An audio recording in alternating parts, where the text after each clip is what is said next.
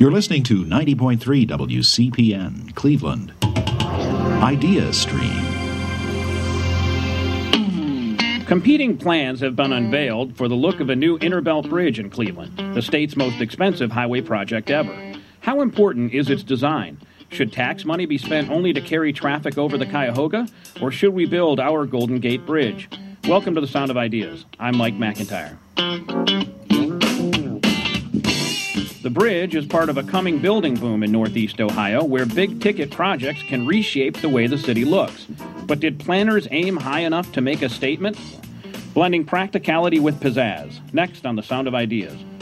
The story of Greenville, the pedestrian bridge, was that it was a $4.5 million project. $2.5 million came from philanthropy, because when the community saw what they were about to get, all of a sudden the checkbooks started coming out of the drawers.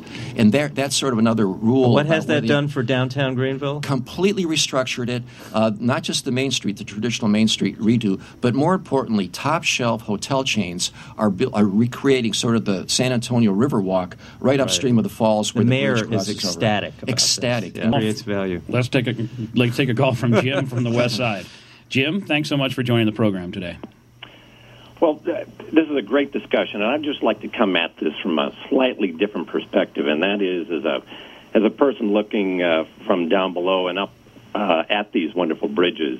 I'm a member of Western Reserve Rowing Association that runs out of, we row out of the Cleveland Rowing Foundation Boathouse, and every day we row under every bridge that spans the Cuyahoga. And I'd just like to be maybe one little voice representing many out there to beg and plead those that are involved with this decision that bridge design does matter. And in fact, one might even suggest the bridges are perhaps more of the Cleveland skyline and more representative of the Cleveland skyline than perhaps even the architecture of the buildings in the downtown area. And Jim, in your opinion, the underside of the bridge, is it more important than anything that's built above the deck? For example, above the deck, you would have the cable stays and those kinds of things, the arches. Under is the design of the steel.